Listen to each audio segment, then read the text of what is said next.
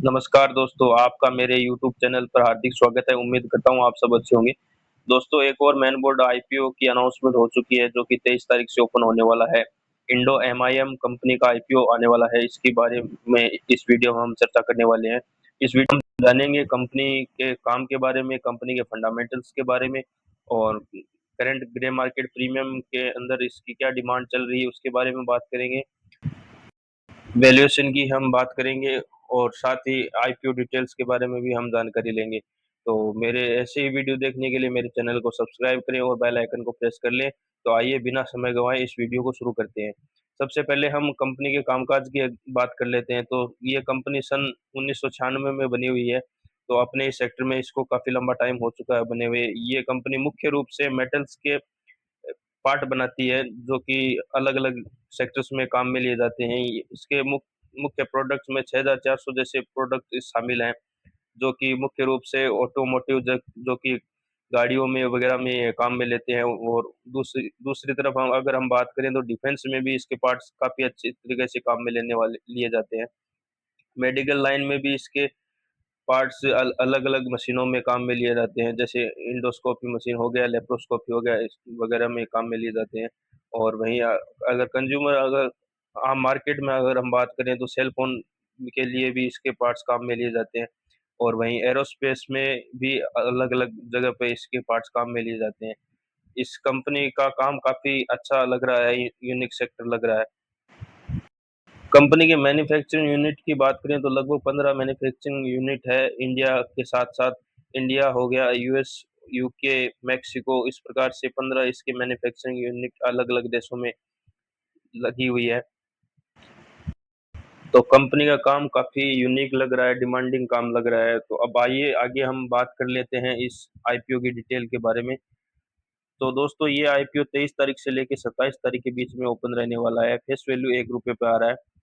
और इसका price band रखा गया है 461 रुपीज़ से लेके 485 रुपीज़ के बीच में। 30 शेयर्स का लॉट होगा और इसमें फ्रेश इश्यू और ओपन फॉर सेल दोनों शामिल हैं। और एम्प्लॉइज़ के लिए अगर हम बात करें तो ₹45 का डिस्काउंट रखा गया है। टोटल इश्यू साइज़ की अगर हम बात करें तो 3,811 करोड़ का टोटल इश्यू साइज़ होने वाला है। और इसमें फ्रेश इश्यू होगा लगभग 500 करोड़ के आसपास। और वहीं ऑफर फॉर सेल की अगर हम बात करें तो 3,311 करोड़ रुपए ऑफर फॉर सेल होने वाला है। आईपीओ की इम्पोर्टेड डेट की अगर हम बात करें तो ये आईपीओ 23 तारीख को ओपन होने वाला है, जो कि 27 तारीख तक ये आईपीओ चलेगा। और इसका अलॉटमेंट होगा 28 तारीख में। और जिनको अलॉटमेंट नहीं होगा उनके रिफंड 29 तारीख में उनके अकाउंट में वापस हो जाएंगे। और जिनको अलॉट हो चुका होगा उनके शेयर्स उनके डीमैट अकाउंट में 29 तारीख में क्रेडिट कर दिए जाएंगे। और लिस्टिंग की अगर हम बात करें तो इसकी आईपीओ की लिस्टिंग 30 तारीख को होनी है। इसके रिजर्वेशन कोटा की अगर हम बात करें तो क्यूआईबी के लिए लगभग 50% का रिजर्वेशन कोटा रखा गया है। वहीं रिटेलर्स के लिए 35% का कोटा रखा गया है। और एनआईआईज के लिए लगभग 15% का कोटा रखा गया है। और इस आईपीओ लॉट साइज की अगर हम बात करें तो रिटेलर्स को लगभग एक लॉट अप्लाई करने के लिए 14,550 रुपये जैसा अमाउंट पे करना पड़ेगा। और मैक्सिमम लोट अप्लाई कर 13 लोट अप्लाई करने के लिए लगभग 1,90,000 रुपये जैसा अमाउंट पे करना पड़ेगा। और बाकी स्मॉल एचएनआई और बिग एचएनआई की डिटेल्स कुछ इस प्रकार रहने वाली है। अब हम बात कर लेते हैं कंपनी के फंडामेंटल्स के बारे में। तो इसके फंडामेंटल 2024 से लेके 2026 के बीच में दिए 3 साल के दिए हुए हैं।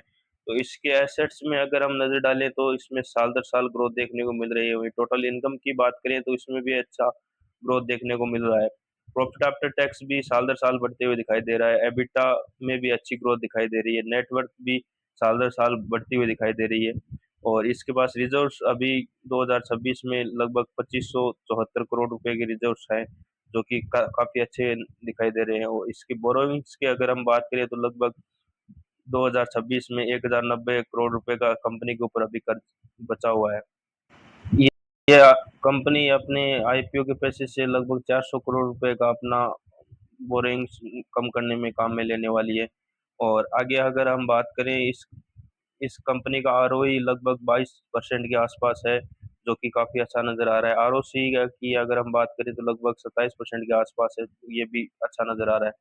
डेट टू इक्विटी इस कंपनी का 0.39 का आईपीओ से पहले निकल के आ रहा है, जो कि 400 करोड़ रुपए इसका डेट कम हो जाएगा, तो उसके बाद में ये भी रिड्यूस हो जाएगा, तो ये भी एक अच्छा साइन है कंपनी के लिए। और इसका रिटर्न ऑन नेटवर्थ अगर हम देखें तो लगभग 21% का निकल के आ रहा है। पैट मार्जिन 13% के आसपास है। एबिटा मार्जिन लगभग 25% से ऊपर है। अगर कंपनी की ईपीएस की अगर हम बात करें तो ईपीएस लगभग 11 के आसपास निकल के आ रहा है, और प्राइस टू अर्निंग रेशियो की अगर हम बात करें तो लगभग 45 का निकल के आ रहा है आईपीओ के बाद में।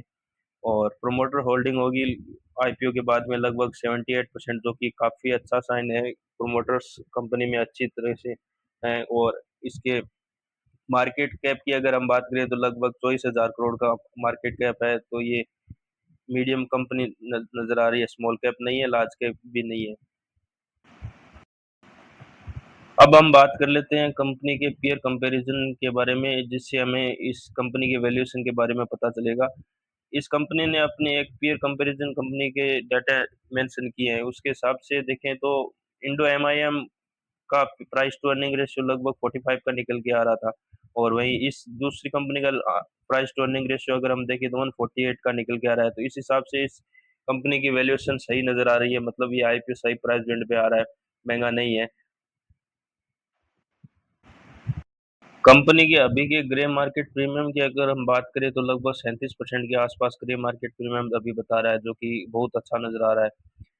180 रुपये पर शेयर के हिसाब से प्रॉफिट देखने को अभी मिल रहा है, पर मैं आपको बता दूं कि ग्रे मार्केट प्रीमियम एक अंदाजा होता है, इसके पूरे भरोसे नहीं रहना चाहिए। और लगभग अगर इसका एस्टिमेट प्रॉफिट निकाले तो अभी लगभग 5,400 रुपये के आसपास प्रॉफिट देखने को ग्रे मार्केट इंडिकेट कर रहा है। तो आइए अब हम इस वीडियो का फाइनल वर्डिक्ट जान लेते हैं, क्या हमें इस आईपीओ में अप्लाई करना चाहिए या नहीं करना चाहिए, करें तो लिस्टिंग गेन के हिसाब से या लॉन्ग टर्म के हिसाब से। सबसे पहले अगर हम कंपनी के बारे में बात करें तो कंपनी का सेक्टर काफ़ी अच्छा नज़र आ रहा था। कंपनी का काम काफ़ी यूनिक नज़र आ रहा है, और वहीं इसके पार्ट्स अलग अलग सेक्टर्स में काम में लिए जाते हैं, ये भी एक अच्छा साइन है। और अगर इस रिव्यू को हम 5 पॉइंट में डिवाइड करें तो पहला पॉइंट होगा जीएमपी, जो कि ग्रे मार्केट प्रीमियम इसका 37% नजर आ रहा था। हमारा मिनिमम क्राइटेरिया रहता है 20% का, तो इस हिसाब से मैं इसको इस जीएमपी में पूरा 1 पॉइंट देना चाहूंगा। और फंडामेंटल अगर कंपनी के देखें तो काफ़ी अच्छे नज़र आ रहे थे, खराब नहीं है फंडामेंटली। तो फंडामेंटली भी ये कंपनी पूरी स्ट्रॉन्ग नज़र आ रही है, तो इसमें भी मैं पूरा उसको 1 पॉइंट देना चाहूंगा। वैल्यूएशन की अगर बात करें तो इसके ज़्यादा पीयर कंपनीज नहीं है, तो उस हिसाब से इसकी वैल्यूएशन भी ठीक ठाक नज़र आ रही थी, महंगी भी नहीं है, ज़्यादा सस्ती भी नहीं है। तो इसमें मैं लगभग इसको आधा पॉइंट देना चाहूँगा। तो अभी इसकी एंकर लिस्ट और सब्सक्रिप्शन अभी आना बाकी है, तो उसके हिसाब से फाइनल डिसीजन का वीडियो मैं अलग से डालूंगा, उसमें देखेंगे। तो अभी के हिसाब से लगभग 3 पॉइंट्स में से इसका लगभग 2.2 एंड हाफ पॉइंट बन रहा है, जो कि काफ़ी अच्छा नज़र आ रहा है। अब हम बात कर लेते हैं लिस्टिंग गेन और लॉन्ग टर्म के हिसाब से ये कंपनी कैसे रहने वाली है। तो पर्सनली अगर मुझे पूछा जाए तो इस आईपीओ में हमें लिस्टिंग गेन लगभग 20 से 30% के बीच में हमें लिस्टिंग गेन देखने को मिल सकता है। वहीं लॉन्ग टर्म की अगर हम बात करें तो ये कंपनी का सेक्टर काफ़ी अच्छा नज़र आ रहा है, तो ये लॉन्ग टर्म में भी ये कंपनी अच्छी परफॉर्म कर सकती है।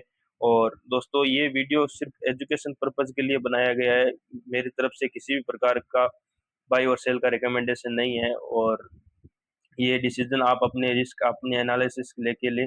और दोस्तों, मेरे ऐसे ही वीडियो देखने के लिए मेरे चैनल मार्केट की बात को सब्सक्राइब करें और बेल आइकन को प्रेस कर लें, वीडियो को लाइक करें। धन्यवाद।